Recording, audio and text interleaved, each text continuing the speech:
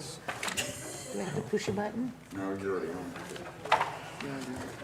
It's a little past 6:15, and we're ready to start our meeting for the evening. Thank you all for coming and expressing an interest in your city utilities. I'd like to call roll at this time. John Hambacker. Here. Harold Hamilton. And I will say that Harold is in the hospital. Trina Pott. Here. David Weiss. On the two. Here. Kyle Williams. Here. Is there a motion to approve the agenda? I don't see an app for that. You'll need to Is there a motion to turn off your phone? I have it turned off. I motion to accept. I'll second. A motion's been made and seconded to approve the agenda. All in favor, say aye. Aye. All opposed, same sign. Motion carried. Is there a motion to approve the July 10th minutes? I motion to accept July 10th minutes. Is there a second? I'll second. Motion's been made and seconded to approve the July 10th minutes. All in favor, say aye. Aye. All approve, same, or all who do not approve, same sign. Motion carried. Okay, Stacy, could we have a financial update? Okay.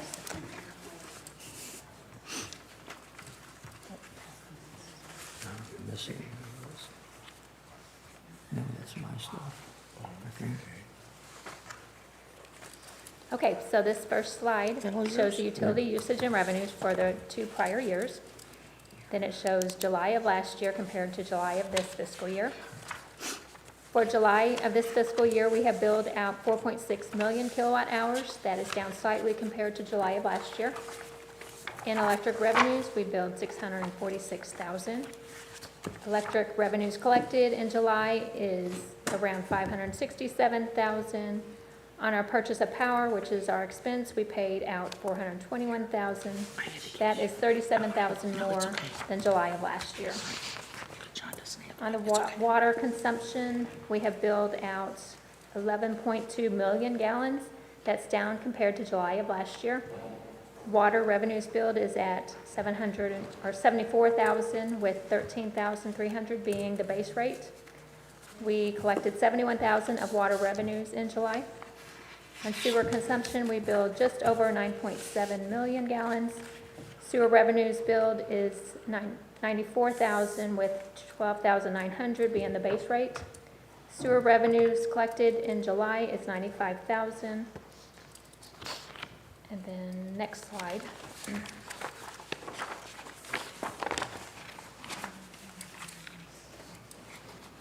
Okay, on the top section shows the revenues. And it shows fiscal year 23 and fiscal year 24, then July of last year, and then this fiscal year. The next column is what we budgeted for fiscal year 24-25. The last column shows year-to-date July of this budget year. So 1 month into the budget year, total revenues are 682,000. Overall expenditures are around 498,000, leaving a surplus of 185,000 year-to-date. The next several slides are the details within the electric fund, if anyone has any questions.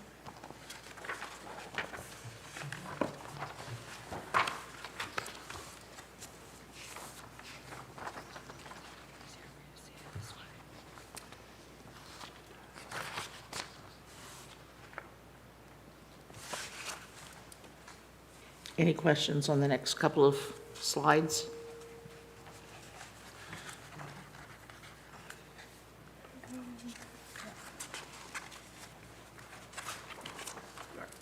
Okay, this next slide shows the beginning balance of all 3 electric funds, beginning as of July 1st, 2024. Then it shows the revenues and expenditures that took place in July, and then the ending fund balance as of July 31st of this year, leaving a total balance of 2.7 million within the electric fund.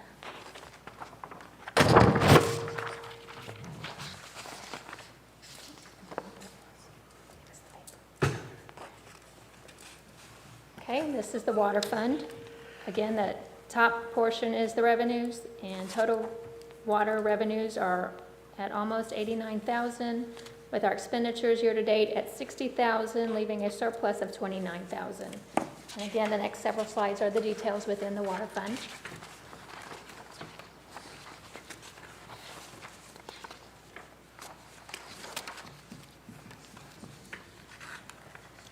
Any questions on the water fund?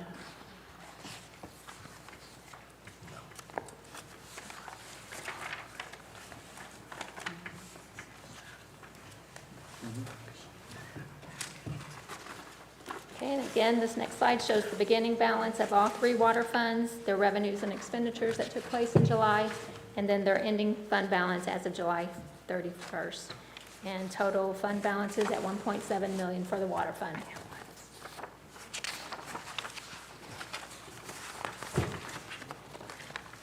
Okay, moving on to the sewer.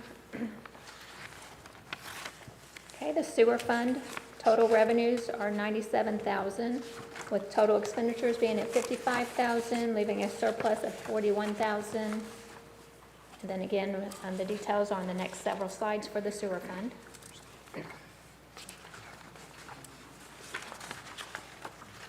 Any questions from the committee? No.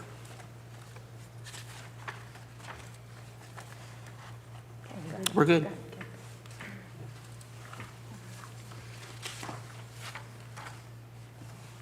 Okay, and this last slide shows the beginning balance of all three sewer funds with the the revenues, expenditures that happened in July, and then their ending balance as of July 31st.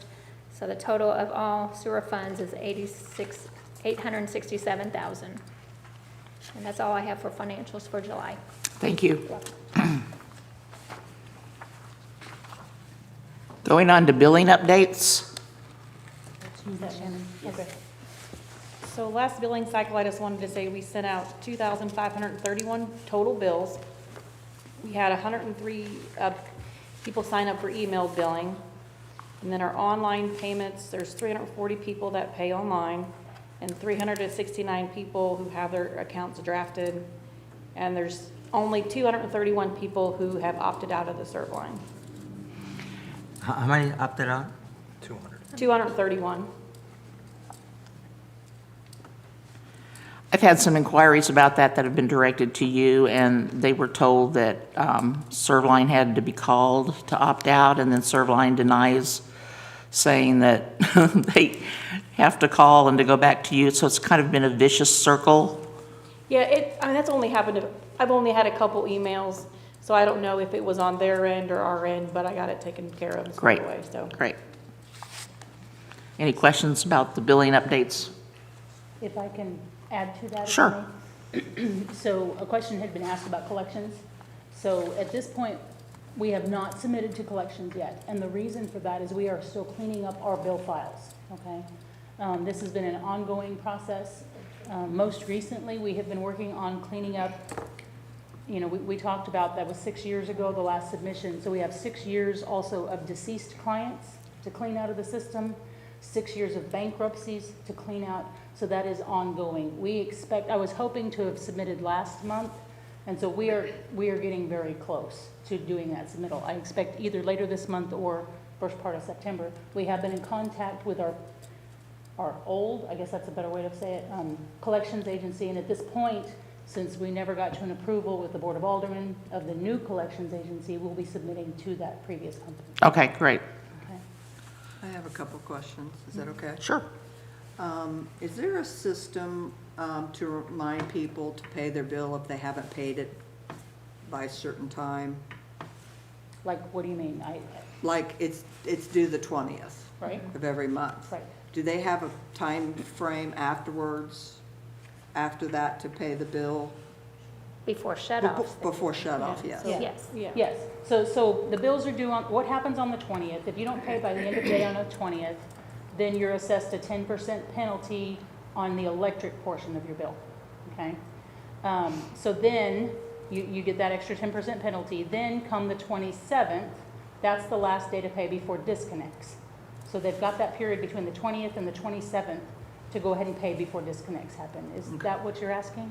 Well, what I'm asking is there any reminder for those people that haven't So they paid? can, Because there could be all reasons why Right. somebody, So some they people can- have legitimately, honestly have forgotten. Right.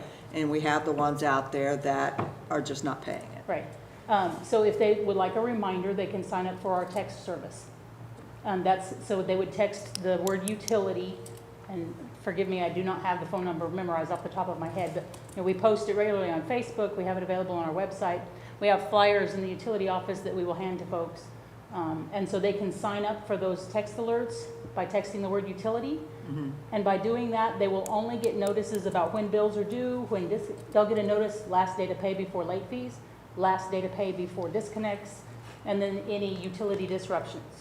They Okay, will get that as so well. it has to be on their part, it's not an automatic? Correct, Okay. correct. And do we have an update on the family with the $35,000 bill? I know their services were cut off. Correct. There's been no change on our part. I mean, they've not communicated with us since, Okay. so. Because I just, I don't know the circumstances. I just know that they had a horrendous bill, and based on what I understand, they had everything checked out and there was no leak. So how can this family have such a high bill? I don't know the circumstances. Right. I'm just asking. I understand, and unfortunately, we can't discuss details of an individual's account publicly. That's Okay. confidential information. So like I said, at this point, they have been disconnected and their account has finalized out. Okay.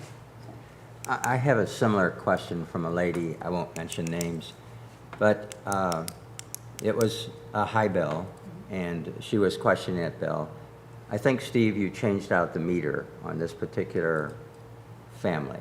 When you change out a meter, is there any way that we can determine whether the meter prior to that removal is faulty? Do Yes. we send it back to the company, or how do we determine the malfunction? Do you want to address that, or you want me to? I got it. Okay. Good evening. What we do with those meters is we bring them back to the water shop, and we can literally bench test them backwards and forwards to make sure that they're accurate. They've got a system set up there, and they test them. So it's not a system where you run a designated amount of water through it? Yes, it is. Oh, it is? A Okay. designated, they'll take 5 gallons and they'll run it through it and double check it. So Okay. make sure it's And, registering correctly. Maybe this is something you can answer because it pertains to an individual. When you did that with that meter, did you find it to be faulty? I don't, again, this is getting personal, so maybe. We did all we could to help out. Okay. We did all we could, Okay. so. I will follow that up with something where I have a permission from that person to get information. Roger that. All right, thank you.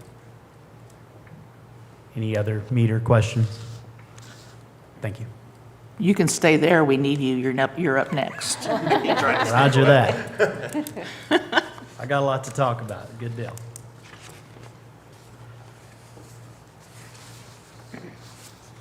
Are we ready for my report? You bet. Thank you.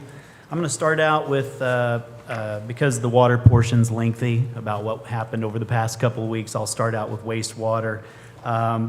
They went through and did their smoke testing out on the sewer trunk line that ran from roughly Schwartz's out and around down to the sewer plant.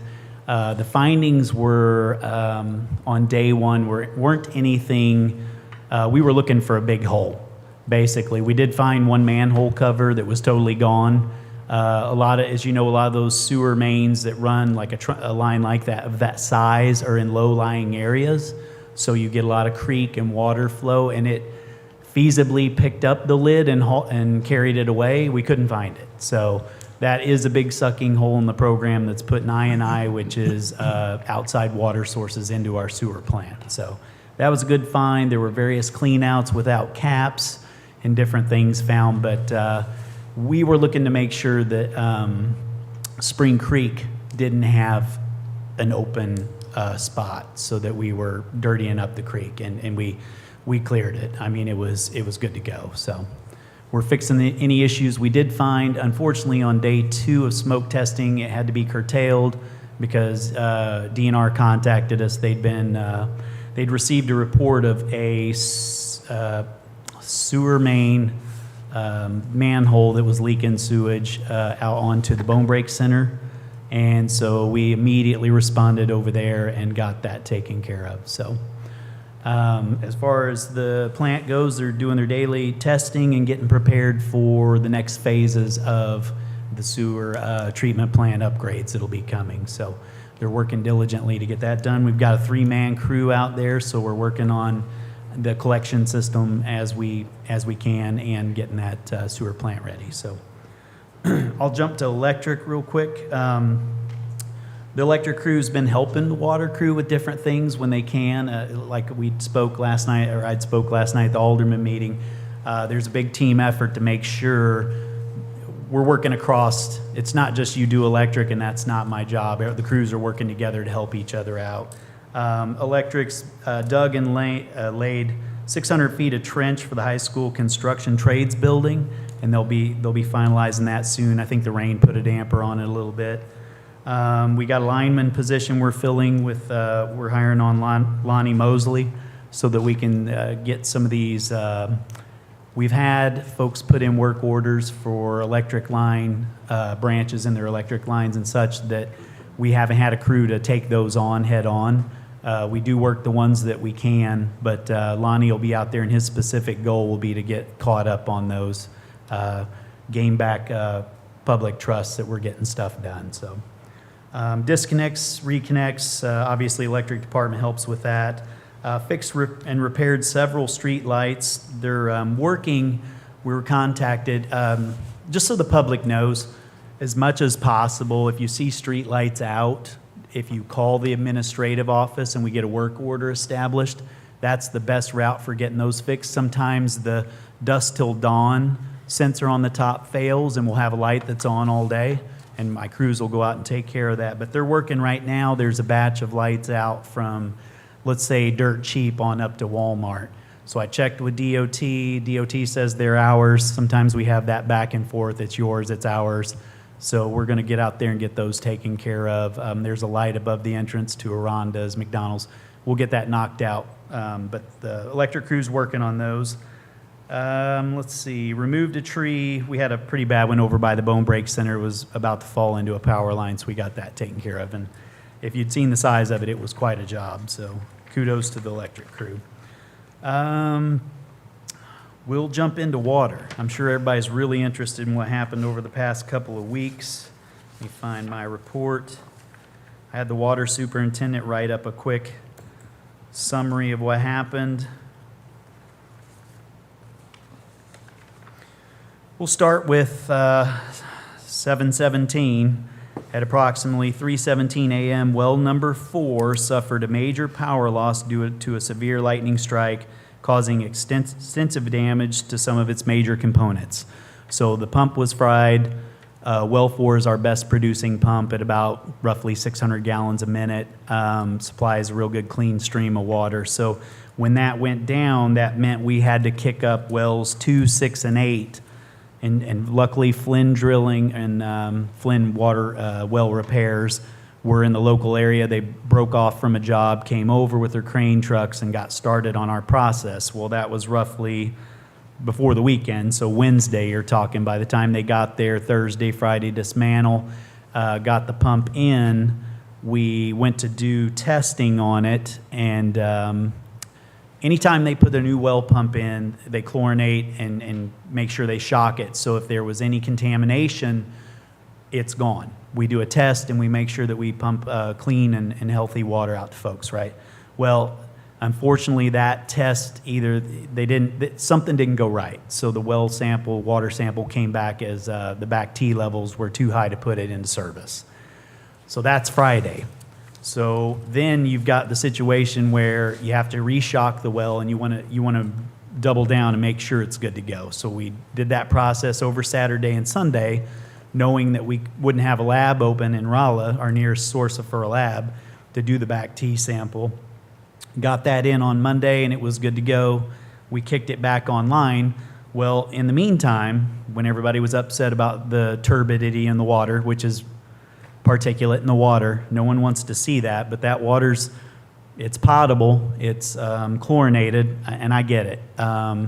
There's just the part of town over there around the, unfortunately, around the middle school grounds, the old high school grounds that came down over there. That's, you get water from well 8 and it pumps turbidity at about a 9 to a 12, and 9 is kind of our peak where we don't want to have that well on. But in order to keep the water pressure up in your system in operation, we had to have that well on. So my idea moving forward, I'm all about solutions, and we've had this problem a few times, too many. So what we're going to do is we're going to look into what it'd take to get a sand particulate filtration system on well 8, so we don't have this again. We had one on the old, and I'm told on the old industrial park well that pumped a lot of particulate until it was discontinued. And I'm investigating it because we should look into that, getting that, and spending the money to make sure that no one has dirty water. So, anyway, so we got well 4 back online. Well, what happens when you've had all that turbidity? That settles down into the lines, and once you kick the new wells on, and you've got your new water coming through, you've still got sediment in the system. Well, we have to flush those out, so we do it in a systematic manner where usually our tech goes around town and opens up fire hydrants to flush out your systems and stuff, and then obviously you have to flush out a little bit at home, but it takes some time, and I know people were really upset, and I'd like to apologize to the community. We are always doing what we can with what we have to give you the best product, and at times it's just tough, and our hands are tied. If you don't put those wells into service and the pressure drops down below 20 PSI, then you have a situation like we just had where you run the risk of something dirty getting into the water, and then we have to initiate the boil water advisory, which we didn't want to do. It's only happened that the water superintendent knows of maybe one time in 28 years. Unfortunately, we had that event. So we'll get past well 4's in operation. It's kicking. Things are going great. And then unfortunately on Saturday, August 10th, we're not sure at what time the well control system, we have a panel. Picture, if you will, the top of an old school refrigerator and your freezer door. It's about that size. SCADA control system, which is supervisory and data acquisition. Some form of that system has been in place since 1996 at least, and it's an automated system, touch screen, that controls turning on wells, controlling the flow and all those things. Well, when that system failed, it completely quit calling on wells in an automatic manner. Typically, it would fire up wells when the water system gets depleted. Well, it quit calling on wells, and we depleted the system to the point where the first I heard of it was a phone call from someone with low water pressure to the dispatch center. We immediately responded. Four people are signed up and should get notifications when it gets down to 40 PSI, 45. No one got a notification. So the system failed. We got in there. The water superintendent had the water, went to a well and manually fired it up. Within, we think, 15 to 18 minutes, we got everything back online. Once again, we didn't want to risk anybody's health, so you put in a boil water advisory. DNR, if DNR had tested the water and said it's contaminated, they can do a boil water order. But ours is just an advisory. Water may have been great, but we don't know until we test. So we got the system back online. Unfortunately, we had to wait for DNR to tell us where and when and how many tests they wanted done on Monday morning. Immediately took 3 tests around town, took them over to Rolla. That back T test process takes 26 hours. Our hands are tied. So 26 hours later, they call us 1 p.m. on, was that Tuesday, and said, hey, the water's good to go. And so we let everybody know. So once again, apologies for that happening. We have the system technicians that specialize with that SCADA system coming to investigate.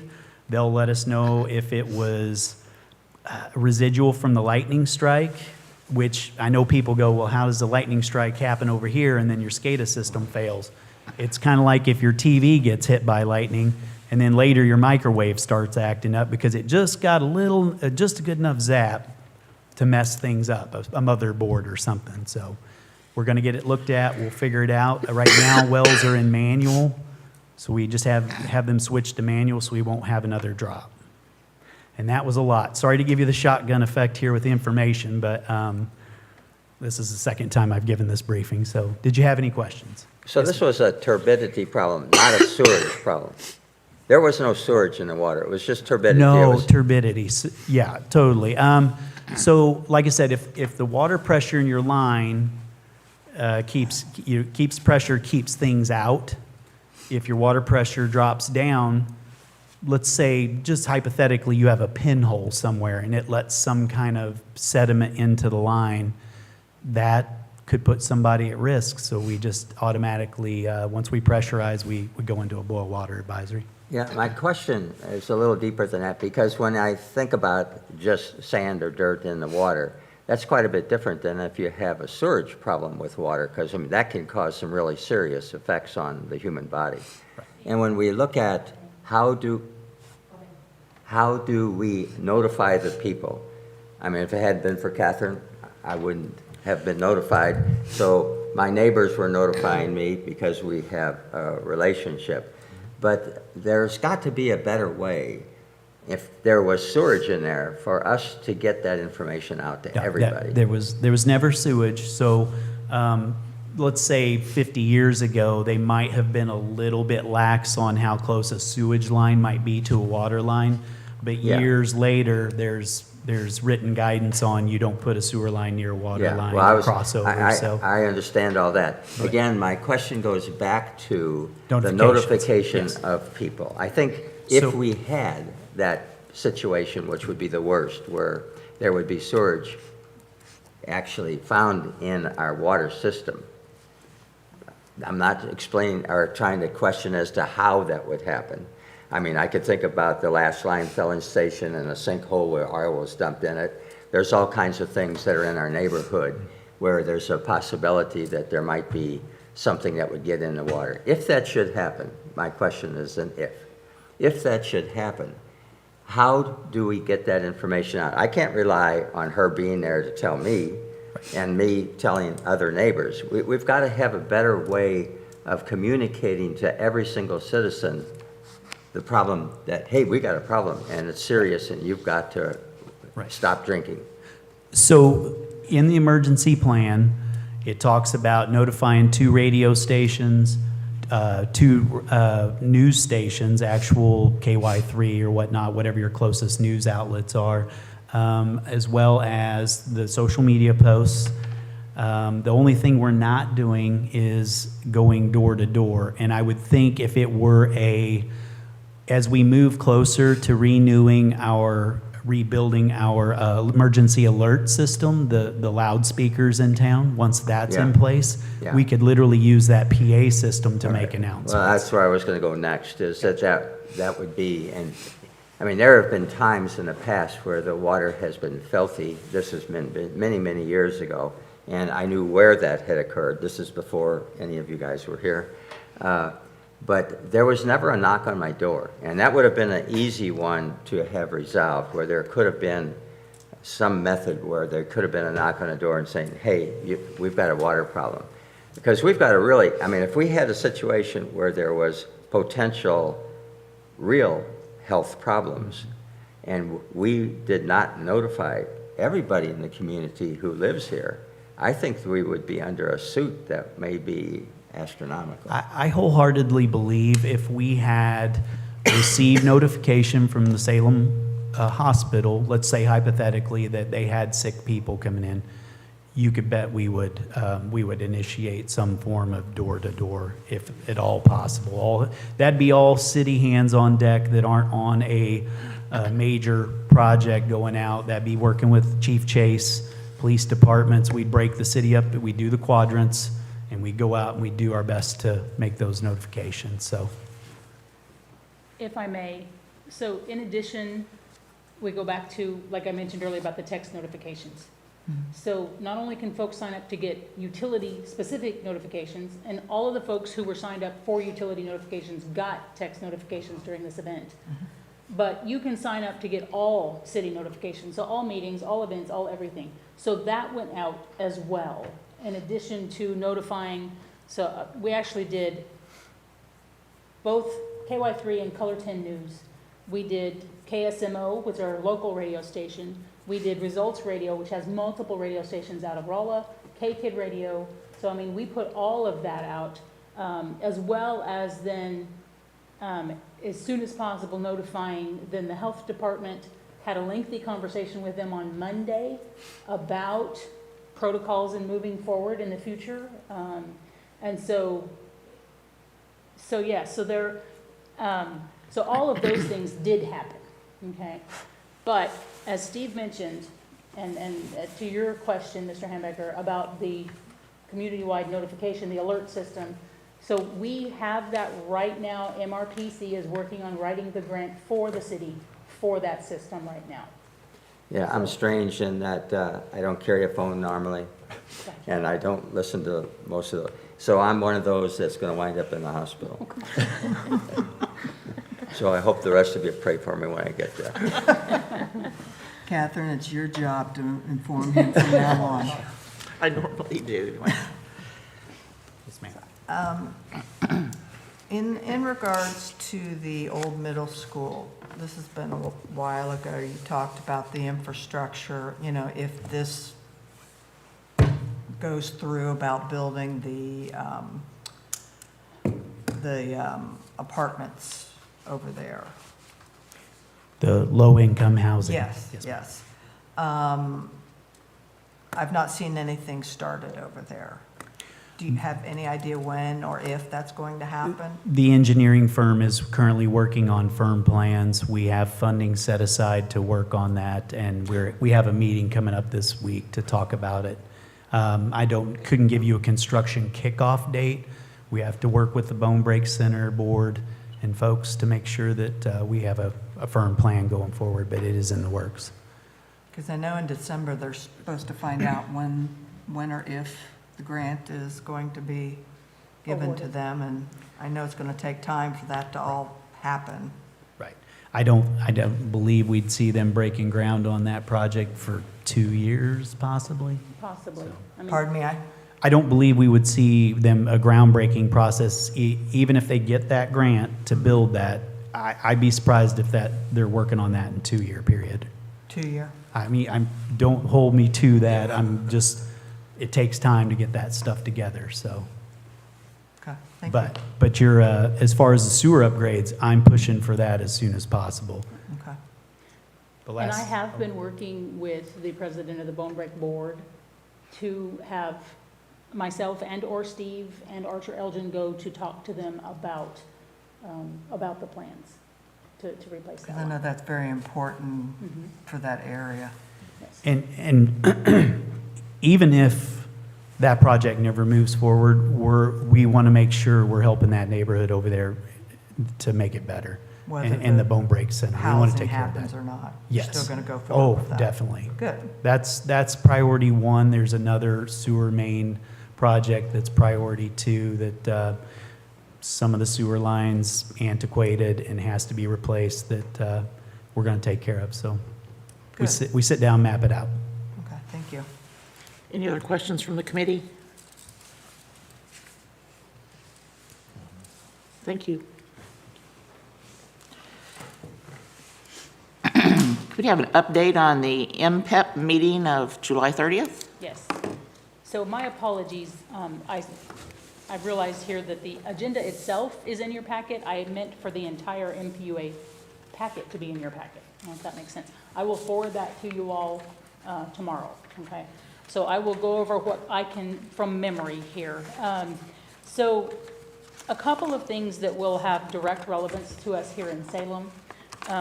You'll see in that agenda, under updates and reports. So item B, distribution audits. So I'm going to back up just a bit before I talk about distribution audits. But distribution audits, as well as, and we've talked about for well over a year, my apologies, I would have loved it to have moved faster, but that we would have an electric rate study done. So the staff from BMHG, which is the company who will be doing the rate study, has now reached out with Stacy and I, and we have had a conference call with them. We have submitted the first round of information from our billing software to them. And so we have more we need to submit over the next month, so they are kicking that off now. I did speak to them about them doing presentations to both you all as the utility committee as well as to the Board of Aldermen during this process, okay?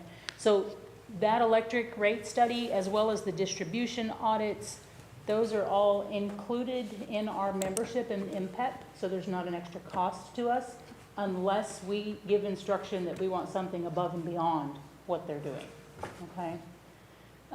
So like I said, that utility rate study for electricity has kicked off. They'll take a deep dive look at all of our financials for the electric utility and then come back with recommendations for us on what that rate structure needs to look like moving forward, okay? Now, distribution audits are a little bit different. MPUA would have, and they've already done this on 3 or 4 of our member cities in MPEB.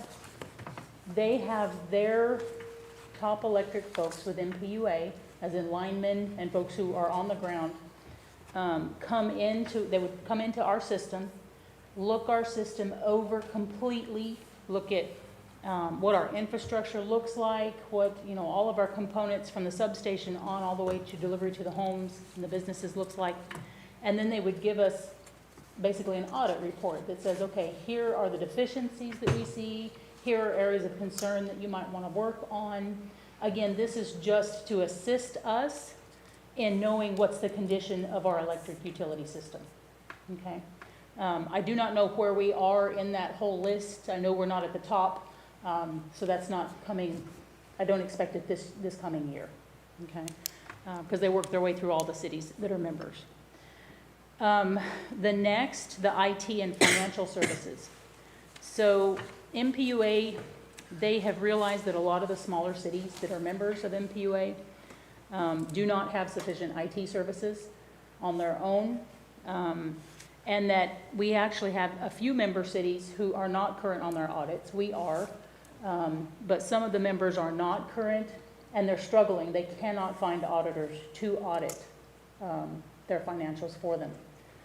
So MPUA is exploring the possibility as another service provided to its members of some form of financial services. So this was just a discussion at this meeting. They'll be sending out some surveys to determine what are the needs of individual cities. It could be anywhere from actually performing the audits, having a CPA that MPUA contracts with that will be obligated to perform audits, all the way down to maybe it's just MPUA staff who comes into each individual city and helps them get their information ready for audit. So helps them get some of their reporting done and things of that nature.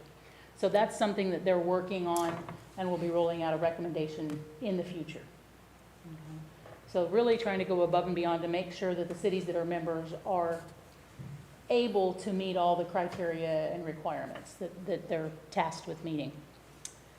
An update on grants, no real movement on grants. They have some that they're still looking at for solar, but nothing that has panned out to date.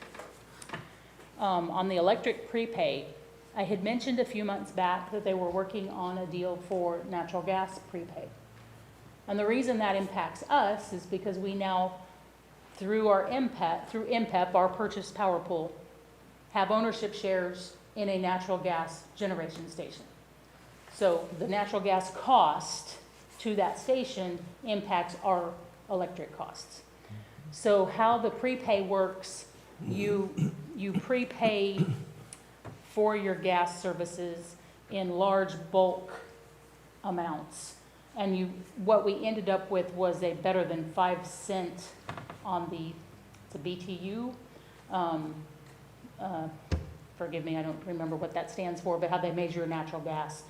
5 cents discount for each BTU, which equates to a significant savings. And it's a multi-year contract for this prepay. That cost is locked in regardless of what the market fluctuations do. Locked in for how long? I don't remember off the top of my head, forgive me. I will see if it's in the packet that I will forward to you all, okay? And I will get that to you. But it's not just a year, it's gonna be 3 to 5 years. Oh.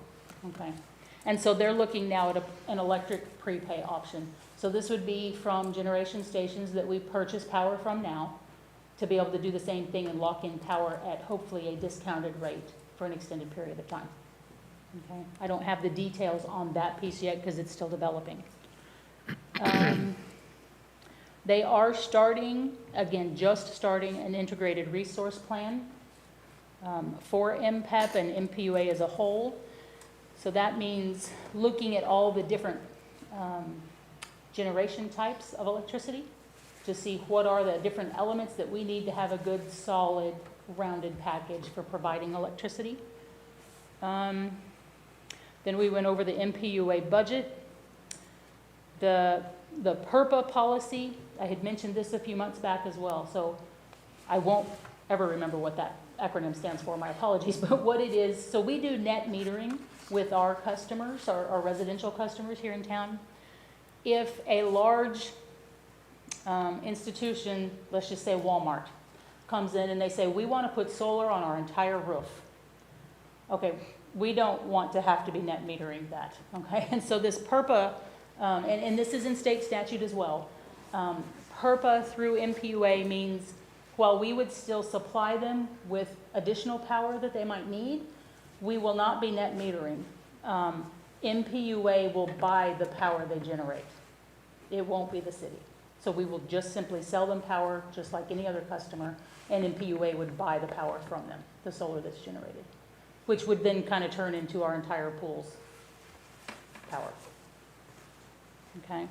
And I think that covers it. There, when I forward the entire packet to you all, there will be several charts and graphs on the operations piece at the beginning of this agenda. Just interesting to look at where power is coming from, kind of what those peaks are on those systems. So when I send that out, if you have questions after looking at it, please let me know. Okay. When they buy power, that has nothing to do with anything but the kilowatt hours that's generated. It has nothing to do with transportation of that. When who buys power? I'm sorry. When, since the city is not going to be the net metering, Oh, on the PURPA, on the Yeah. large facility. Right, so we wouldn't be involved in any of that. They're going to buy it directly from that institution.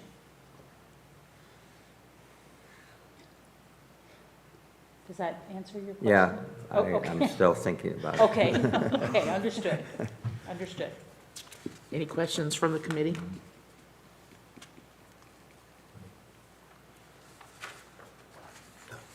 I'm going Kyle School like that. Sorry. Okay, thank you, Sally. We have a discussion on water meter fees. I will hand this over to you all. This is, Here you you have go. in your packet, there should be 3 different letters from Mr. Hambacker. So, Yeah, I need to check with Professor Kyle over here, because I notice he's looking at all my math. Oh, the math and On, stuff. on the chart. Oh, yeah, so I was kind of taking a look at some of the numbers here, talking about dropping the service availability fee for a higher per gallon or per 1,000-gallon cost, right? So I was- Well, I did it for a lot of different gallons there. Yeah, But I was looking at that, and I was trying to figure out like what. So one of the math things that I was doing is what's an average 4-person home utilize? Yeah, and I which had is looked around- that up, and I mean, the data that I got was 60 to 80 gallons. I still believe that is high. I can't believe that the average person per month, I mean, per day, Eh, uses AM 60 watt. to 80 gallons. Yeah, So I just- used a 70. Okay, yeah, I used AM Waters, which is a water utility provider. They said about 50. So I was just kind of assuming 50 per person per day, average city, or average household of say 4, which I know is not, plus or minus, but a 4-person average, around 6,000 gallons. So I just wanted to throw that out there. About 6,000 gallons a month is what people, an average family of 4 would typically use. Okay, and does the city have an idea of average for our city? I mean, I was using national averages, Yeah. so therefore, when we I put- felt that the national averages were high. right. So when we put together data for the grant for the sewer plant, we had to have average gallons per month. And what we averaged for the city was 4,000 a month. Okay. Oh, 4,000. So Now, that I doesn't have talk that about number what in size there. of the household. Yeah, I was It's just but kind of, Yeah, So, I mean, yeah, okay, it so- varies because of family and usage, and there's so many variables in there, but the number at least is represented on the chart. I don't know, I got fascinated with this particular aspect, because again, I think Kyle made a statement to me when I was suggesting last time that I was thinking about that the charge that we do for service availability. And I think we both agree, but at that time, I was promoting something that I really don't believe in, and that is, I really don't believe in the service availability fees because I believe they're unfair. And the city, I know, is going to not agree with that because that's a generated revenue, that's a constant.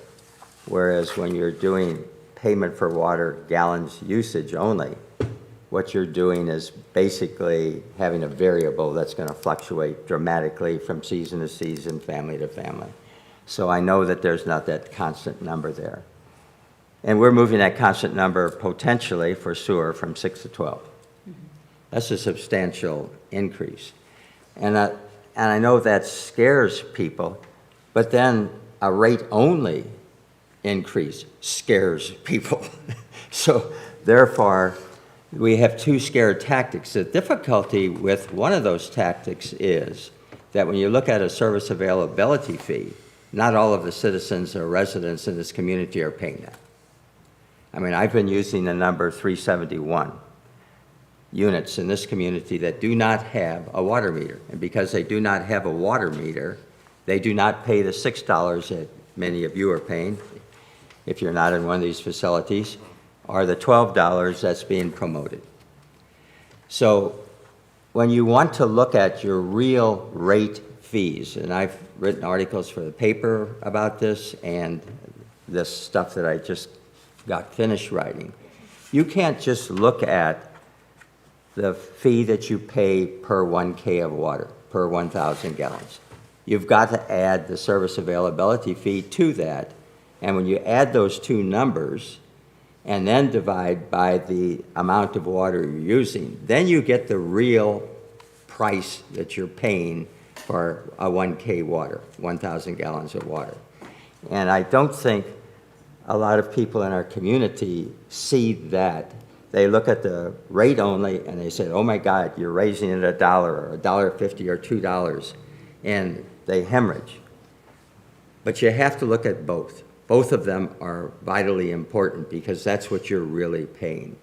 And that's what these letters are about.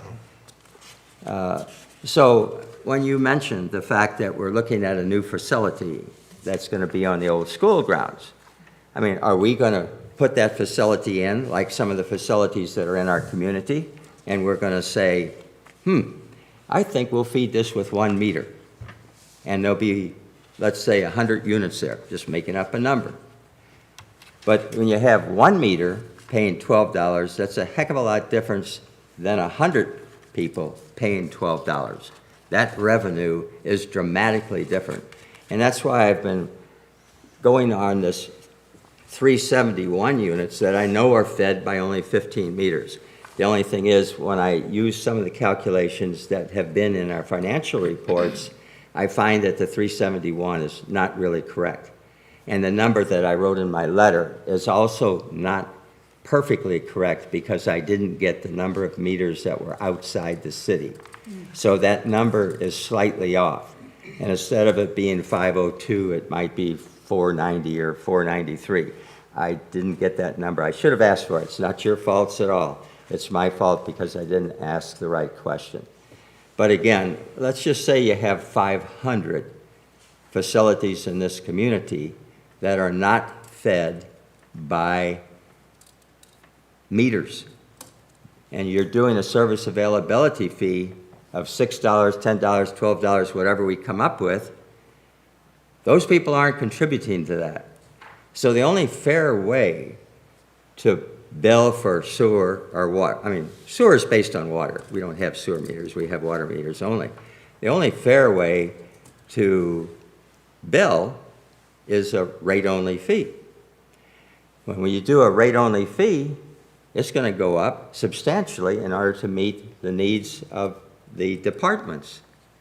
And so on this last, I'll go back to this, if we build this facility and we decide, and I don't know how or why the city would decide this, we're going to let you put in 2 meters to feed 100 units, or we're going to let you put in 5 meters to feed 100 units. I know some of the people that use these are poor, but some of the facilities of the 371 are not poor. They're not in units that are special units for the poor part of our community.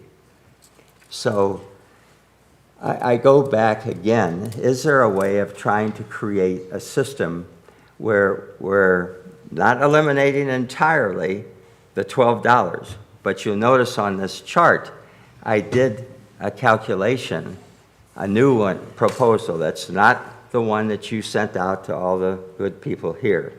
It is a different number, and it's a higher number for the rate, but it still uses the same $6 service availability fee that they're accustomed to presently paying. And you'll notice when you look at the chart, that chart comes in slightly less when you look at the real calculation for 1K. And that is rate plus $6. And I know the people in the audience don't have this chart, but I have some extra here, and I'll share that with you. So I'll just take an example. If we look at the 4,000 gallons, and I went from 1,000 to 20,000, and I did steps up to 7, and then I jumped to 10 and 20. I don't think any of you used 20. I don't think any of you used 10. So I'll use the average that Kyle had mentioned, or the city had mentioned, and the number that Kyle had mentioned. So at 4,000 gallons, if you look at what you're presently paying, that would be $39.92. If you look at what we have in the proposed that you all received, it would be $51.40. If you look at the number that I'm proposing, which is a higher rate fee, but the same $6 fee, it's $49. So it's slightly less than the proposal, not much. And as you go down that chart, the difference between what you're proposing and what you're paying, actually, it gets a gap that reduces itself less and less. When you look at the chart, you'll be able to understand that. When I look at 7,000 gallons, which is what Kyle had mentioned, you're presently paying $65.36. With the proposal that was in your package, it would be $80.95. If you look at the rate that I'm proposing with the $6 service availability, it's $79.50. Not much difference between the proposal. So I think it would still generate what the city is needing. The problem is that you don't have that guaranteed 12. I mean, 12 times 1,000 is a guaranteed month after month. But to me, it's not fair to the majority of the citizens in the community. And therefore, I throw this out as a proposal. And so I'm not in agreement with the numbers that were on our package, the blue sheet. I think this is a possibility that'll achieve the same thing and still give the average citizens a little bit of a break. It's not quite as much, but at this time, we're now placing more of the responsibility on the entire community, including those 371 or those 502 that I mentioned in my first article. So with that, again, I know that the audience here has not seen the first letter, the second letter, or the third letter. It seems like I have been living by the computer and trying to generate new numbers lately. But with that, I'll let Kyle jump in, and I think he's got, I'm just smiling over here, so I don't know what's going on here. While you were talking, I was just kind of taking a look at different things. So I like the idea of a lower service fee. I do like the idea of a lower service fee, and I use, you pay system. I think it does, like a higher service fee does hurt the lower users and the lower income families that may not use a lot of water, or try to save on that kind of thing. I was just taking a look and I was kind of getting, so I thank you for providing the city average, by the way. I was thinking like, I was just trying to make up some numbers or see what numbers like were average. So the 4,000 makes sense. And I was looking at my own personal usage and how it kind of varies. It varies fairly greatly, but I don't think a lot. I have a 2-person household. We use anywhere from 1,700 to 2,700 gallons. 3,000 would be the kind of like roundish, like 50 to 60 per day number. So I'm trying to think of that in that 1,000 gallon delta in terms of like what time of year it is and everything, in terms of what that does to the revenue, because how much is it really changing? If everybody uses about that much per day, unlike electricity where you're running heater and you're running AC, your water usage, I don't think changes much, except for maybe trying to water the garden or something in the summertime. And then we have hose meters. And then we If they have wanna hose use it, meters they for a can take lot of that, advantage of that. which kind of negates some of that argument, actually. So I'm trying to think, like, you're not using the bathroom less in the wintertime or anything like that, or washing dishes less. So I think there is less of a delta, and as much as like that guaranteed 12 is good, I think we can actually lower that down, and I do like the proposal you get.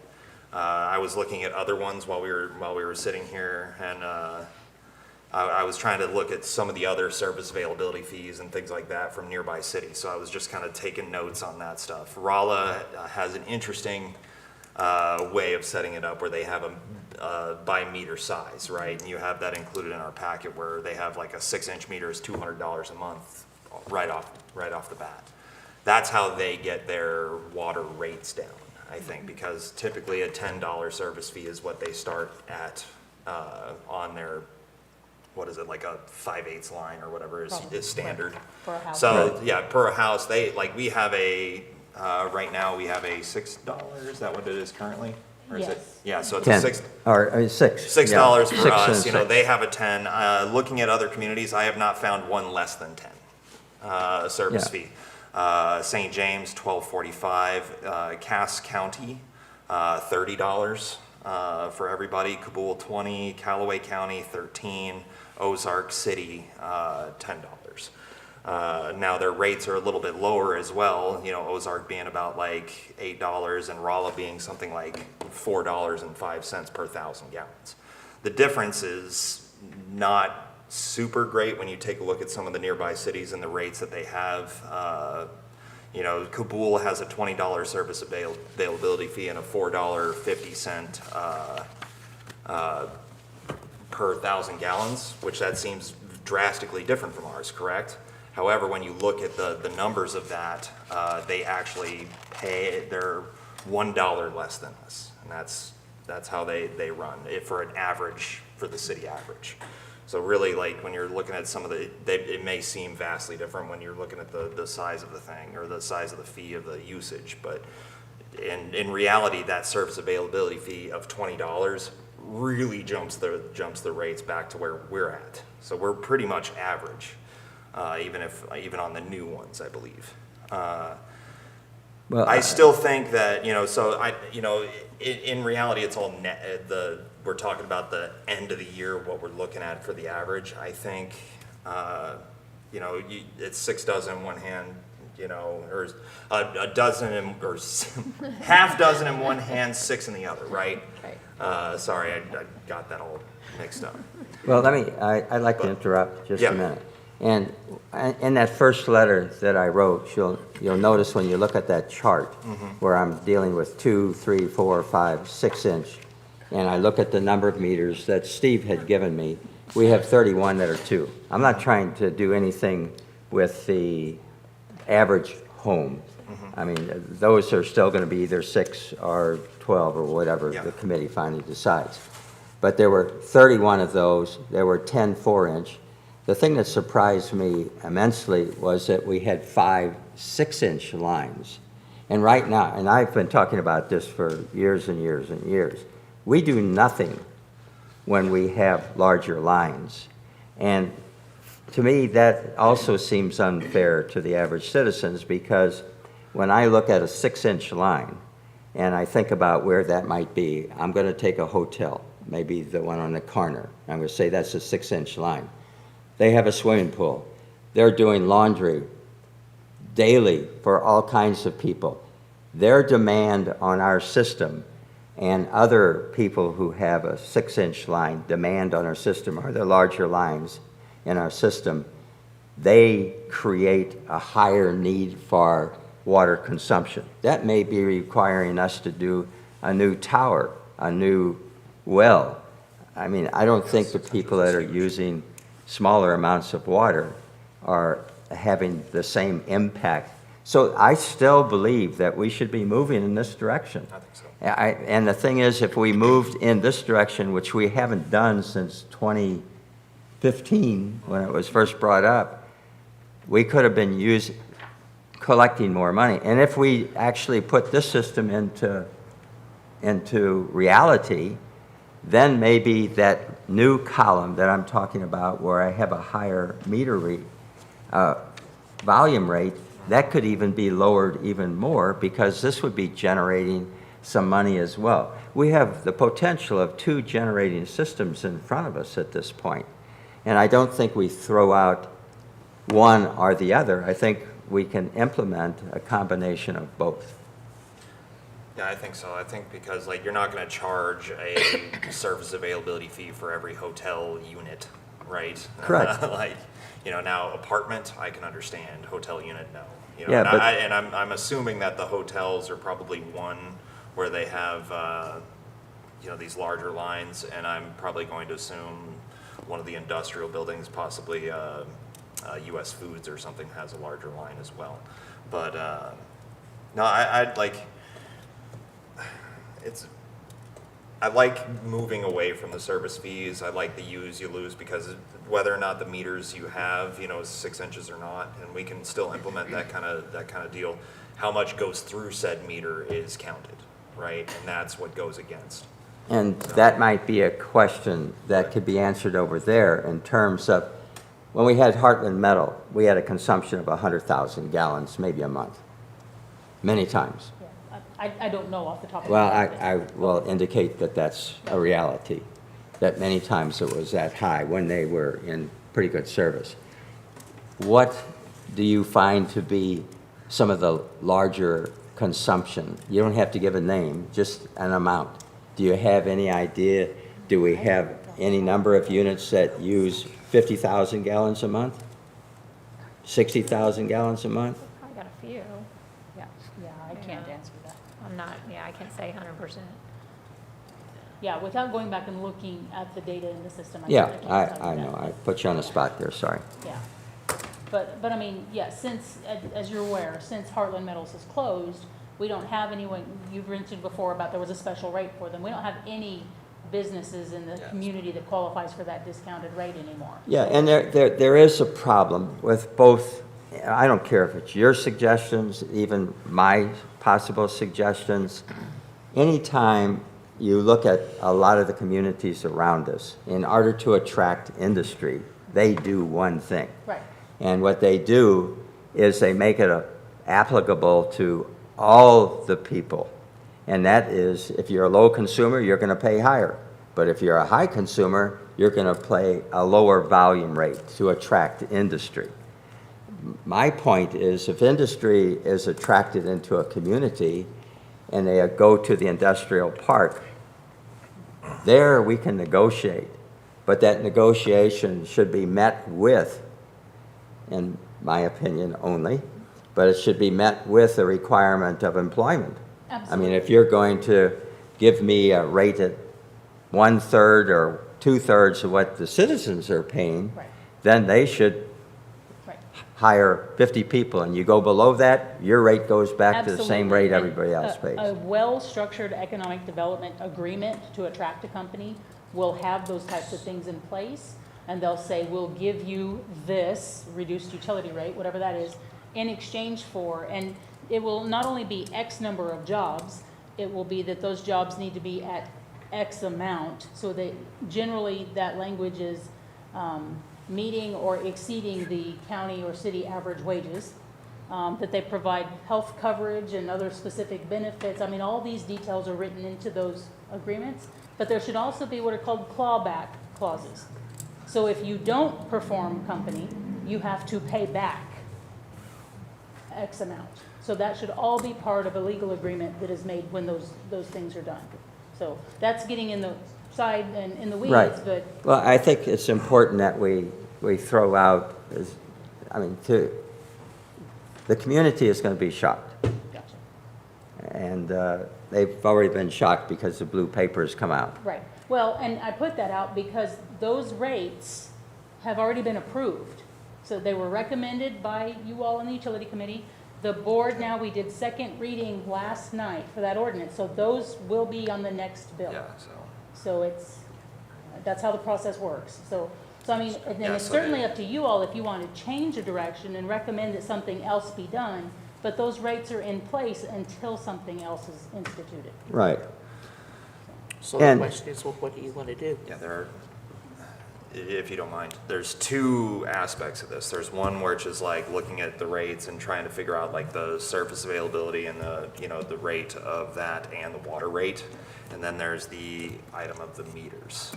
So there's two different pieces. We've already, Right. like, that was a motion I think I made back, these new rates. Oh. For the last one, Right. to even out, because we were fighting over surface availability, we were doing the same thing. So. The second one we've never addressed. Yeah, the second one we've And never addressed. This we is talked kind about of it. revisiting one of the old thoughts. I like the idea, but we did just change it. I think we might need to wait, one change, then immediately trying to change again might be a little bit weird. But on the service fee per water line, we don't, we have a good amount of that. I think there's two options. We can either do something like Rolla does and charge based upon, like, one of the things is charge based upon those, the sizes, right? That's one way to do it, which is kind of all encompassing. Another thought that I have on this is to, and I don't know how to exactly, and you might have to help me out, is like if we have places where we know there's 1 meter, but multiple So a master residencies. meter? A master, yeah, if there are master meters, it has to have a surface availability equal to that of the number of units occupied.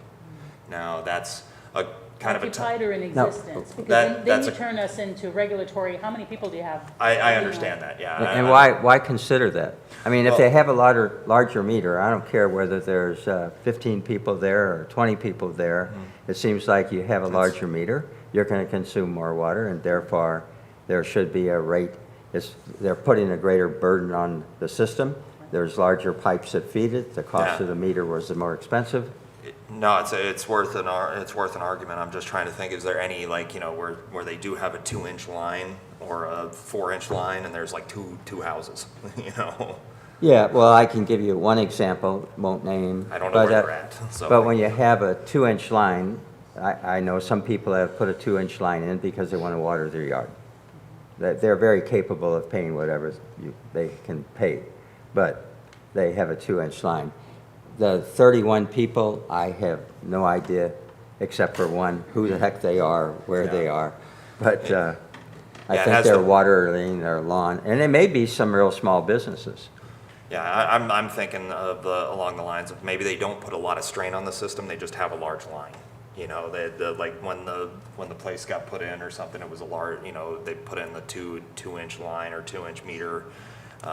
It's just a thought I have. I have no idea who those 31 places are, the 10 and that have 4-inch and the 5 with the 6-inch. Yeah, I can't. So I have no idea. So I'm just wondering, like, because it may put a burden, it has the potential to put the burden on the system, but they may only use 3,000 gallons in their 2-inch meter.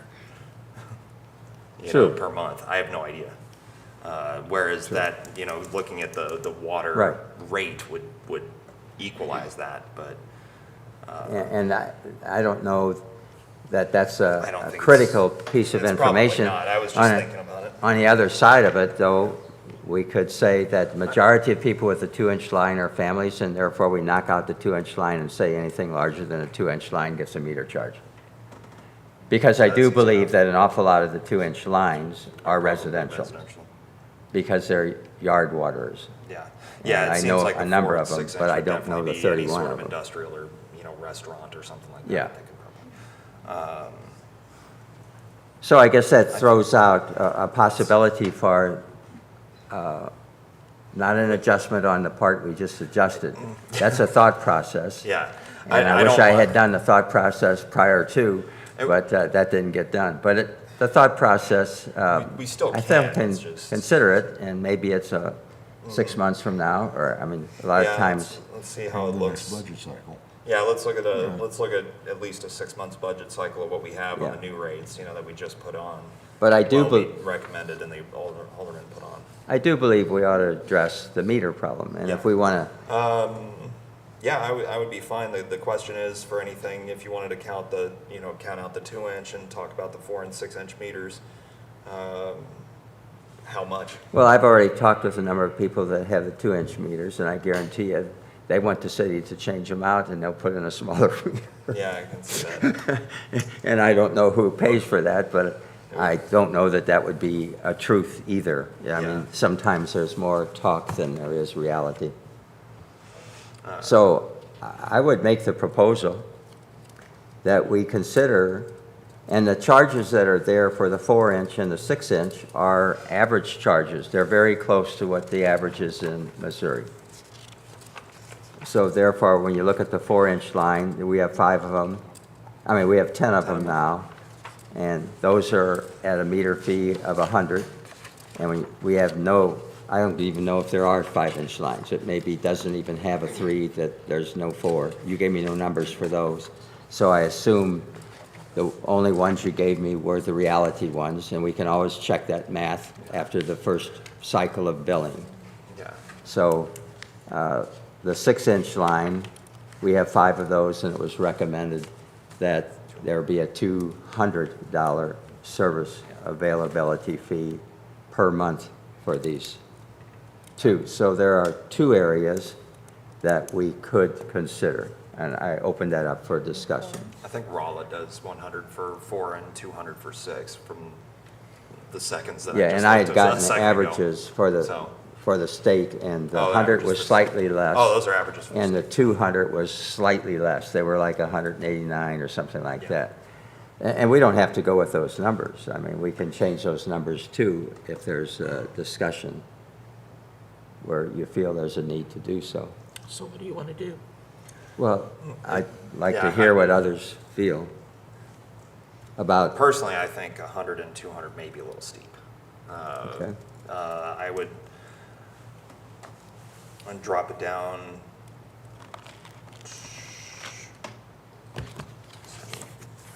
75 and 150? 50 for what? 75 for the 75 4? for the 4-inch and then 150 for the 6-inch. I think that would be, we're not, we provide, Is there, it's kind of, it puts us below that, but it's still, recouping some of that revenue that we're losing there yeah. in comparison. You're faster at the math than I, so you can do that calculation is what it generate per month. Yeah, It's it'd be gonna, 12. it's gonna be 75 times 12, Yeah, so- and it's gonna be 150 times 12. It's gonna give us a total of, you got your calculator? 12 plus. So we have It's 12 12. 4-inch meters, $75 for the 4-inch, right? that's And then if we- 12 months times, 5 times 150. How many 4-inch equals meters? 9. That'd be well, also 9. I was told we presently 8. have 10. I don't have that information, Yeah. so that's. Oh, I not didn't in give the you that packet. paper? Oh, No. okay. That, it sorry. would be, so with 10 4-inch meters at $75, that'd be $9,000 a year. Same thing with the 6-inch meters, it'd be, with 5 of them at 150, it would be 9,000 as well, so 18,000 that the city Okay. Yeah. would generate from that. And when we look at that in the future, that coming in, I mean, we've never done this Right. for, will ever. And not that service availability fees have been forever either. I think it's a rather recent animal into the disruption of our finances.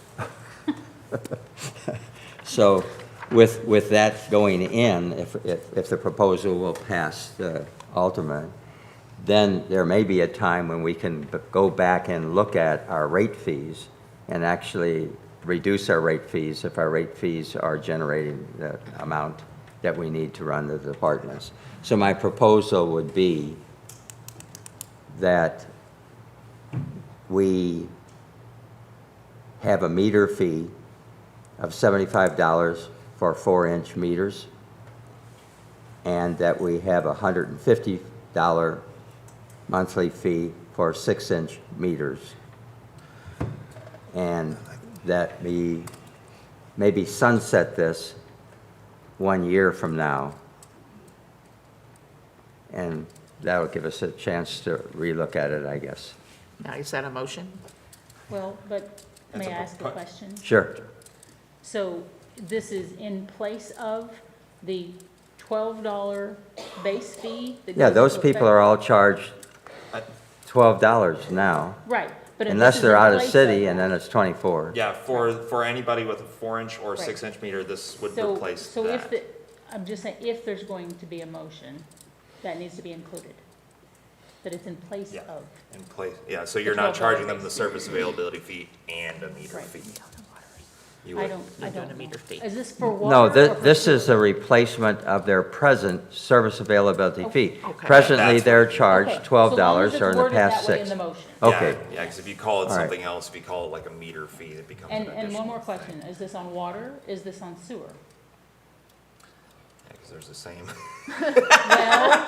Well, yes and no, I mean, Well, I mean, presently, we have a $6 Right. on water, Correct. and we have presently a $6 on sewer. right, but effective But with you're this next now bill, proposing that there's a 12. $6, I mean, $12 on sewer and on water, and on water. no. No. It's No, not, just sewer. it's I'm just sorry. sewer. It's just sewer, sorry. Right. Right. So we therefore- did no adjustments to the water rates at all this round. Yeah. The water rates have not been amended since 2018. They have Yeah. stayed the same. Yeah, we've always had it, everybody's the same regardless of what size meter you've ever had Well, in no, the there's past. still a $6 base fee on Yeah, I water. know. Okay, I just Yeah. making sure. So Yeah. this is on sewer then?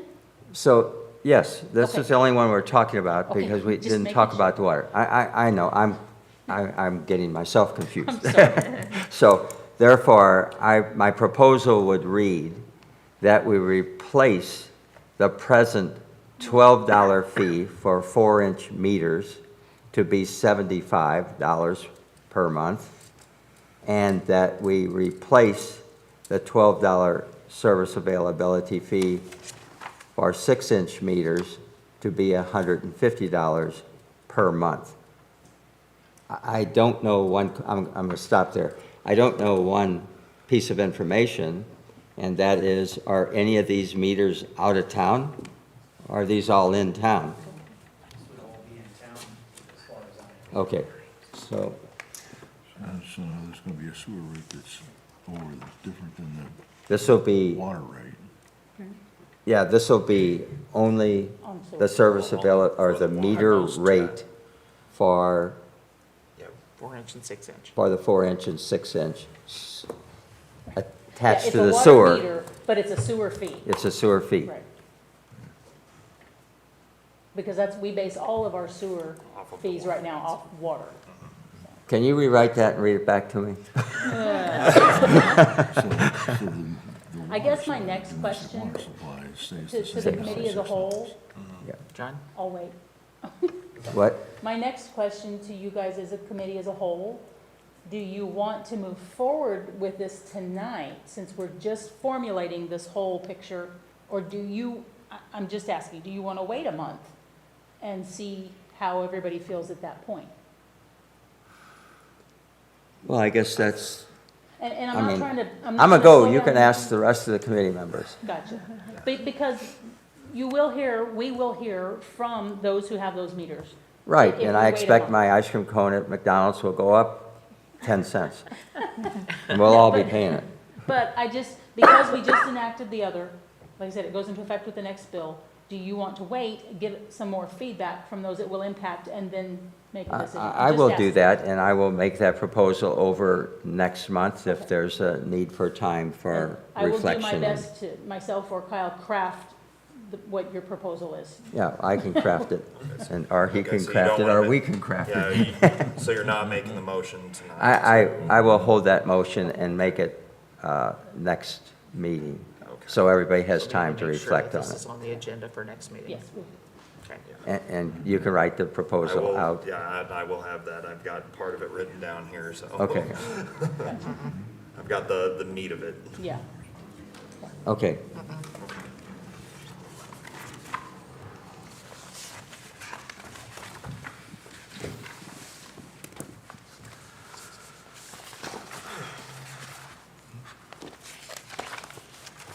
Okay, are we ready to move on? Now open the meeting to questions and comments. Frank?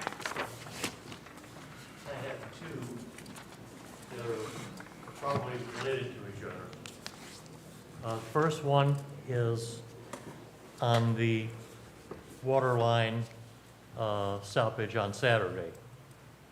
The city needs to come up with a better way to notify the public. Simple. I didn't know it, my neighbors didn't know it.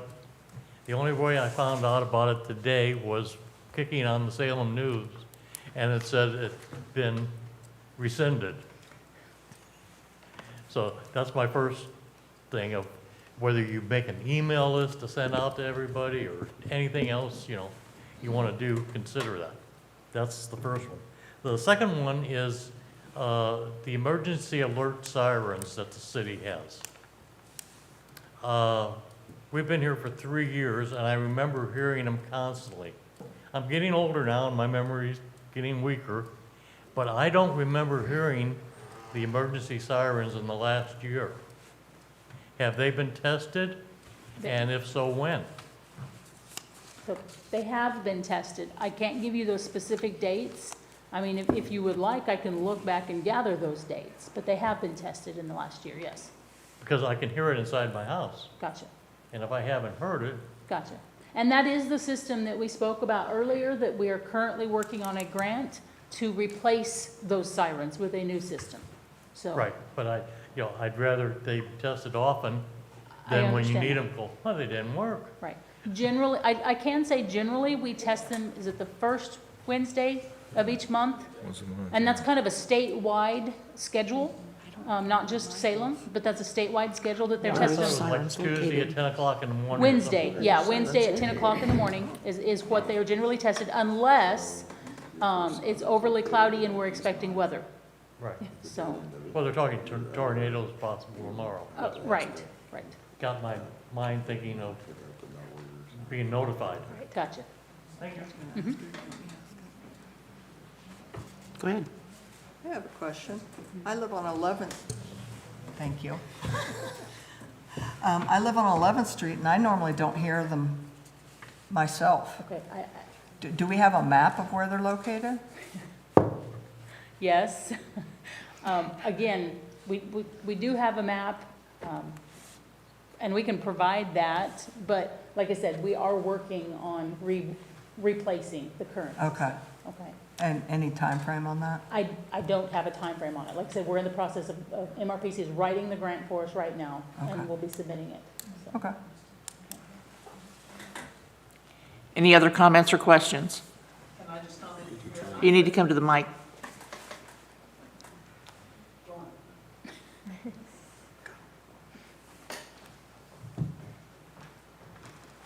The proposal you're going to set on for a month about the sewer, the meters, what do you plan on doing for residential places that has less than 4-inch and 6-inch pipes? Are you gonna still keep this $12 that you're putting on there? Yeah, my proposal had nothing to do with changing any of those. It only had to do with the 4-inch and the 6-inch. So we will be So the paying- others will be whatever we've had in the past, or Well, what is proposed, 12. which is the So 12. we would be paying $12, even the people who use less than 1,000 gallon a month is gonna have to pay $12. That just doesn't seem fair at all. Yeah, I'll give you a copy of what my chart looks like so you can analyze it. And again, when you look at the $12 added to the 1K charge, a good portion of that new bill for 1,000 will be due to the service availability fee. And that's been my point of contention for a long time now. Yeah. And that's where we get into these debates about rate-only fees. And we can do rate-only fees, and it may be that in the future that has to be done. You won't like the rate, Right. but for the people that use very little water, I mean, I look at Rolla, my brother uses very little electricity, but he has a high service availability fee. I have a garage, and I can pay sometimes $35 for a kilowatt. And I thought we were going to potentially look in the future at that again. Talking about electric rates or, No, the sewer, okay, yeah, the sewer and because stuff. it's being enacted next billing cycle, so we weren't gonna look at it again right now, because it looks flip-floppy. Yeah, Isn't that what you were referring to? we currently have a $6 rate, which is going up to $12, right? And because of that, we didn't change the actual water rate, I don't think, or did we? No, nothing No, we on did water. not. Nothing, okay, so yeah, we just did that. And like I was mentioning before, I looked up a bunch of, while we were sitting here, I was kind of looking up service fees for other areas. And it's just the unfortunate, like, what everybody has kind of gone towards. Like I was saying, St. James, it's $12.50. Cass County pays $30 whether you use a drop of water or not. Right. Ozark. Well, I just know, since we got these new water meters, I don't trust them at all. My water bill, my water here bounces around, and it shouldn't. I'm a widow now, I'm the only one in the house, and I pretty well use them. One month it jumped up, I used 3,000 gallon. Normally I use around 700 or 800. When I went to the city to ask them what's going on here, they checked for a leak, there was no leaks. So when I went back and talked to them, gave a very stupid answer. I was told that the reason my meter jumped way up like that is my meter was catching up. And I said, catching up? What do you mean catching up? Well, it was catching up.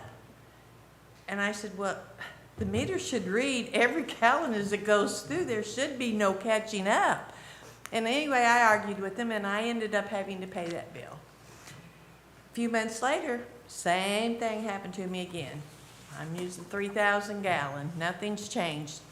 Had things checked, no leaks.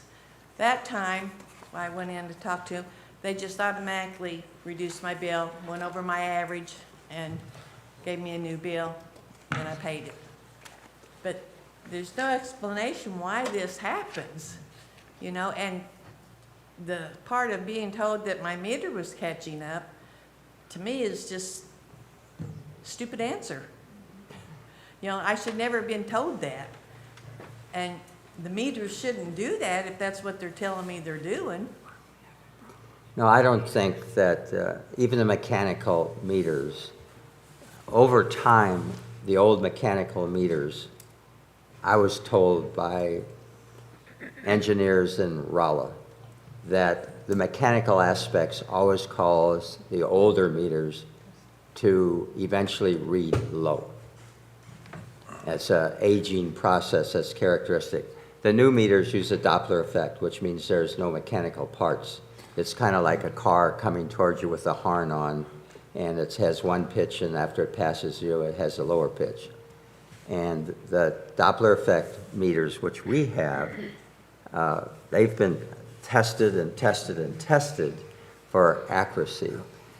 And I think the surprising thing for me the other day when I had somebody come over to the house and question their meter is I turned on the kitchen faucet and let it pump a gallon out and then timed it and then tried to calculate how much water would be run out of that in a day, and it is dramatically high. And you may have no leak, but sometimes the toilets will leak. I mean, there's a lot of things that may cause a difference in your meter reading. But to have a house just drip a little bit of water, it does add up. I think when I did the calculation, I could fill a 34-foot diameter above-ground pool, 4-foot high, with one water faucet outside in about, I think it was 5-point-some days. That's a lot of water that's leaking. So I can usually hear if there's a leak in my house. And I can always take a rod and put it on a pipe, and you will definitely hear whether there's water coming through it. And I don't know your home, and I don't know your habits by any means, but I, like you, use about 600 or 700. Maybe when the kids are down, I'm at 2,000. There is a dramatic difference Well, see, when they're down for 3 That's another days. reason I don't trust the meter. Because one year when my kids were here for Christmas, now I have the dates, so I know what went on, what month. Had 5 extra people in my house for 4 days. When I got my utility bill for that period of time, my water and sewer was lower than it was the month Yeah. before. And I thought, this makes no sense. Something has got to be wrong here. Did you But- check the dates on the Yes. billing? So- Okay. Yes, I did. Yeah, I purposely did it because of my bill jumping back and forth. And I told some other people, I said, I'm going to keep track of this and see what my bill, I said, Lord, I probably can't pay it. This time these 5 extra people here, and then I get it and it's lower. And I thought, I don't believe it. So I'm going to just move more people in my house, pay less water and sewer. But, That's the only way I know to stop it. Yeah. Okay, thank you. no, I don't think it was exactly the process and like the ways. I can understand her, thoughts about the meters and like how it Doppler effect and everything else. I guess my question would be to direct to staff and Sally. Do we have any sort of policy, like if there's a considerable jump, like at a certain point, do we go back and take a look at those? Because I know we've had a number of people that have shown like a significant jump in their bills and things like that. Right. Do we have like a certain like threshold that it has to meet or anything like So, that? so we've got a few things that are being put in place now. Okay. Okay? So part of that, you all are well aware, I had mentioned, so we've had training now with NextGrid on how to put some of those alerts and those things in place. Okay. The other thing is our billing process now is becoming more and more streamlined, has been over the past several months. Yeah. With, changes in staff that we've had, trainings on both Encode and NextGrid, that is getting much better at us catching those bills. Now, the other thing is those alerts in NextGrid, once we get them all set where they need to be, we can tell them, a leak above X amount to send an alert. Okay. Okay, so that is all stuff that we're streamlining now. Okay. And working on. We have been, like I said, monitoring bills, and Shannon has been doing a great job of that, of catching those, because there are reports we can run before we actually print bills. And then we can look at them and see if one's high, and then we can start digging in, looking at the report, the hourly usage of water, Yeah. to see what's happening, okay? And there are instances where we can identify leaks and then contact the resident there. I'm not gonna say we're gonna catch 100% of them. Sure. But we do have those So- instances. We also, and this is back to Mr. Hambacker's point about how sensitive these meters are. We're seeing, I won't say a lot, but there's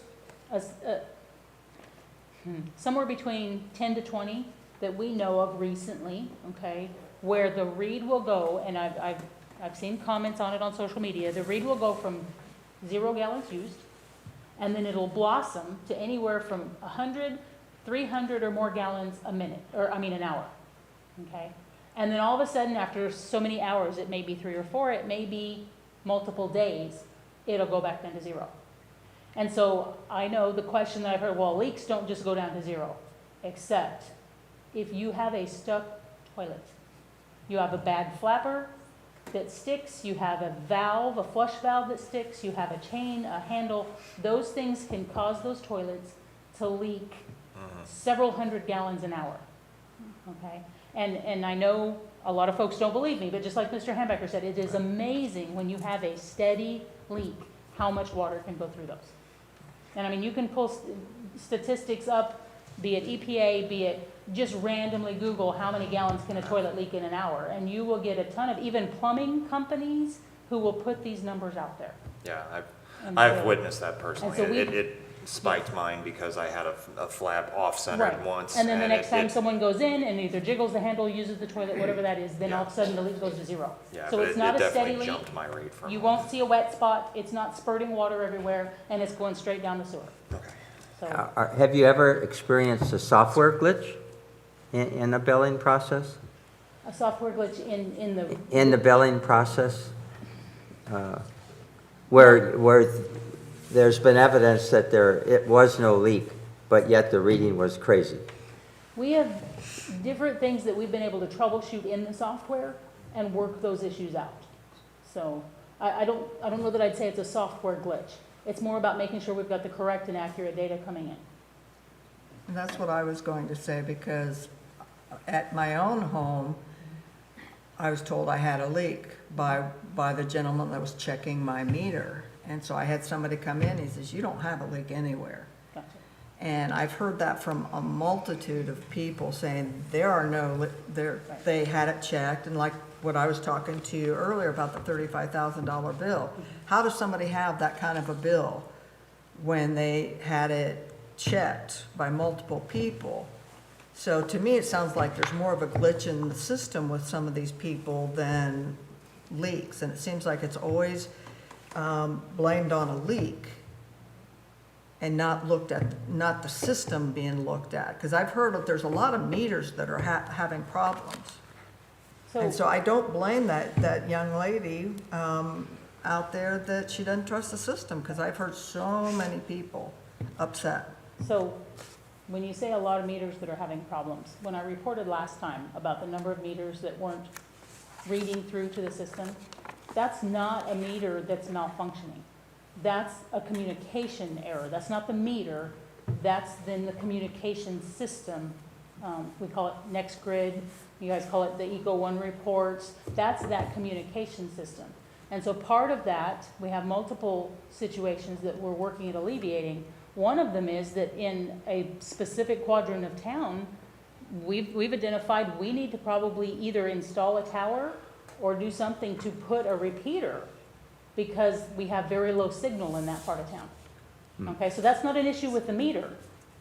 And so that's why we go and have our service techs still go manually read meters. So what is the issue with some of these citizens having these astronomical bills and no leaks? I guess it depends on, okay, you're gonna have to define astronomical, because I know in the last several months, we haven't had huge bills go out. We have had some where we've identified leaks, but I haven't seen astronomical bills, and even. Well, I go back to the $35,000 Okay, one. and that one was multiple months ago. Okay, we've had staff changes and everything taking place since that time. Okay, So what does that have to do with the $35,000 bill? what I'm saying Staff is, changes. like I said just a few moments ago, we are continuing to, as we've received training and we're going through that system and tweaking and fine tuning it and making it work better. We're making sure that those high bills like that are not going out the door, so that there's not mistakes in them. But I see, across a couple Facebook pages where people are saying, my bill just raised $400. How does a utility bill raise stuff, Again, I don't know the specifics of the bill they're talking about. I can't, it could be this last month, there were several folks who came into the office and said, why is my bill higher? Well, the previous month that the most recent bill was over had temperatures up in the 90s for multiple days. So their AC units are gonna be working harder, they will have used more electricity. Again, without looking at the specific bill, I don't know what's going on. Okay.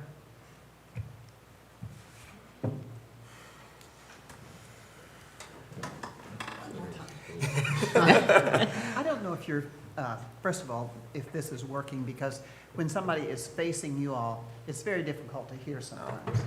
So I don't know, I'm not, that's not my comment. Yeah. There you go. My comment is, I listened to Mr. Hambacker, and I listened to Mr. Williams. Mr. Hambacker, I want you to pursue your presentation. It makes sense to me that if there's not that much difference, and there is an inequity among your customers, that I would like for him to pursue that, or the committee to pursue that. That's one comment. And I forgot the other, it's been so long. So there you go. Any other questions or comments?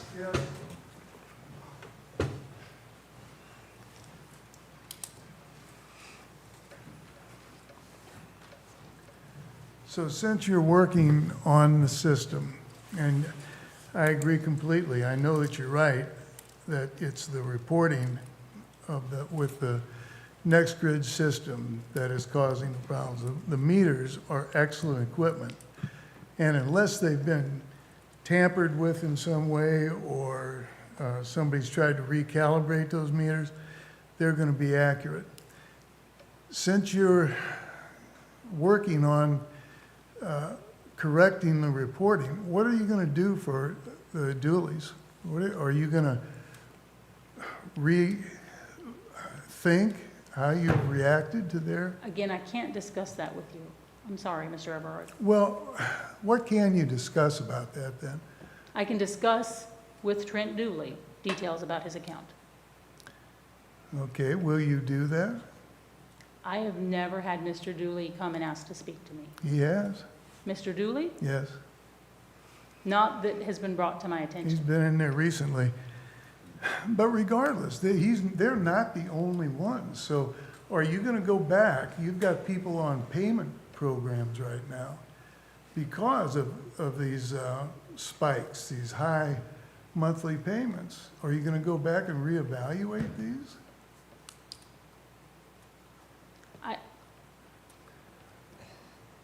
I'm not aware of folks that we currently have on payment plans that had these type of issues with their billing. Well, I can help you see that if you want me to. Well, the individual customer would need to bring that to our attention. Okay. So then you will reevaluate what happened there through these meters? And it's not the meters, we say meters, but it's the system. And that NextGrid system is never going to work right anyway. It won't work with your billing. Got it in the minutes from several meetings.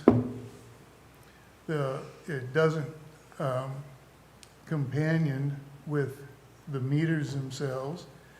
It doesn't work. And I've heard you say that. So isn't there some way that we can put a blanket over this and say, you're going to go back, and especially if you could get this NextGrid system working, which I don't believe that's going to happen. I brought you a proposal for a system that was meant to work with these meters. And that would answer all of these problems. It would do the things that you said that the NextGrid meters, the information that they would give, much more information. Like, for instance, pressure is supposed to be measured and reported in the system.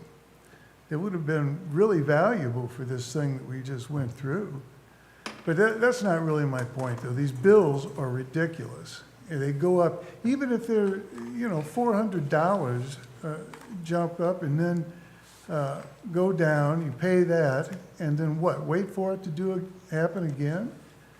They need to be reevaluated, all who have had these excessive bills.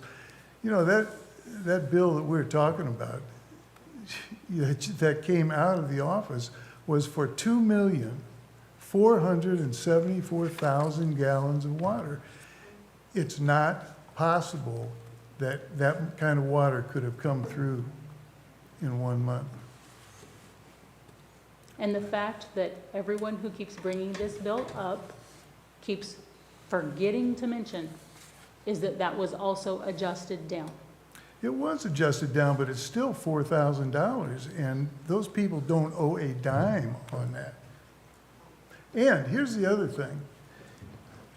In the state regulations and in the city regulations, when there's a bill that has to be estimated for 3 months in a row, that bill is to be adjusted to an average of the year before, of the monthly bills for a year before. And that does not take into consideration the fact that if there's a leak. I'm sorry? It does not take into consideration in our policy if there is a leak. But there is no leak, and we, Again, and that's the contested point. So we're going to have to agree to disagree, Mr. Everard. no, we're gonna have to figure out how to figure that out. Because I can do that with the account holder, I can't do that with you. we've done our due diligence. I've helped those people go through this, and we know there's no leak, but where do we go from here? What can happen after this? You say there's a leak with no proof. I can discuss it with Mr. Dooley. Any other comments or questions?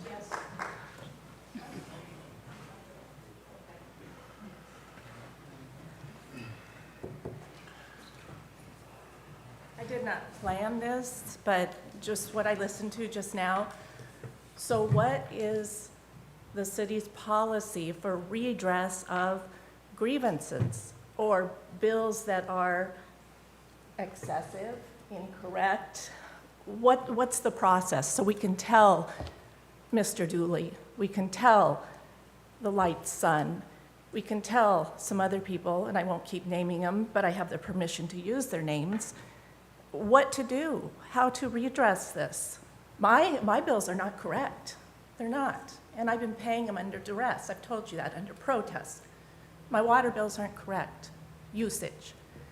The AMI is not working. So as the administrator, what is our redress of grievances? My other question is, what was in the water report that was bad? Can you please tell the citizens the water report that came back bad? It's been addressed twice by your director of Public Works. We don't have a water report that's come back bad. Yes, you did. He said twice. It was tested and it came back bad, so you had to do the Boyle advisory. So what was in the water test that was not acceptable? Can you tell us what that was? But also, what's our redress of billing grievances? Just, what's the process? No personal information, just general. I think the material that he mentioned that was bad was a particulate material, not a sewage material. No, I didn't think it was sewage. He said it was a particulate due to the water pressure. No? So once the new well pump was put in, pump 4 there, they did a back T test and it came back. So there's hands on that when that went in, and they chlorinated it and it came back, the back T did not pass. So we re-chlorinated or shocked it, as they call it, to make sure that it was clean, and then it was retested and it passed. So the back T, I'm assuming there was a bacteria level. I don't have that report in front of me to answer that question, so.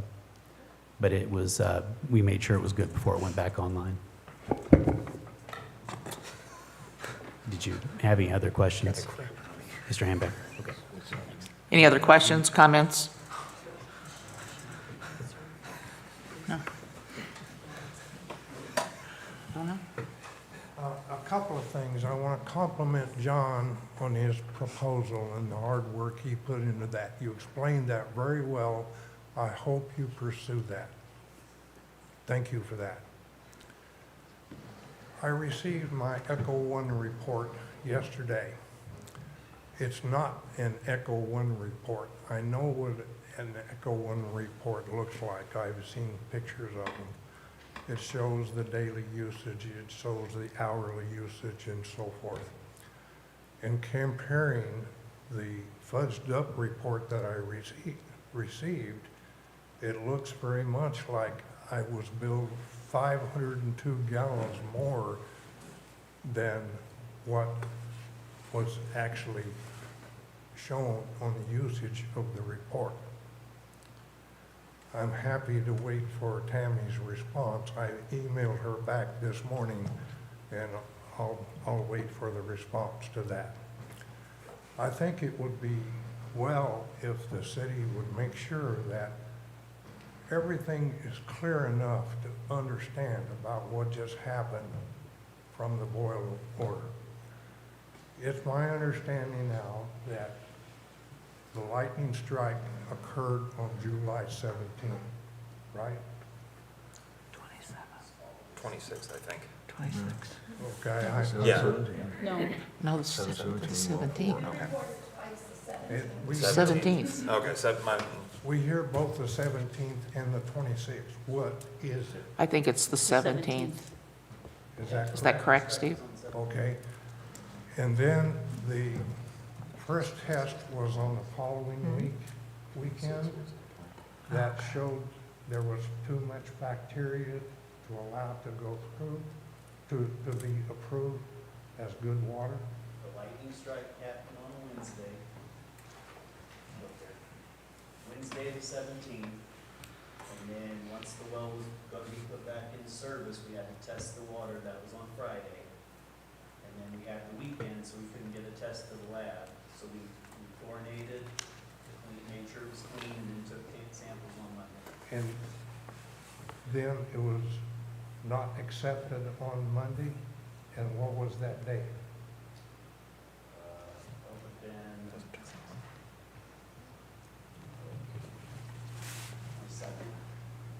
Okay. Then how many days went by before the boil order was issued?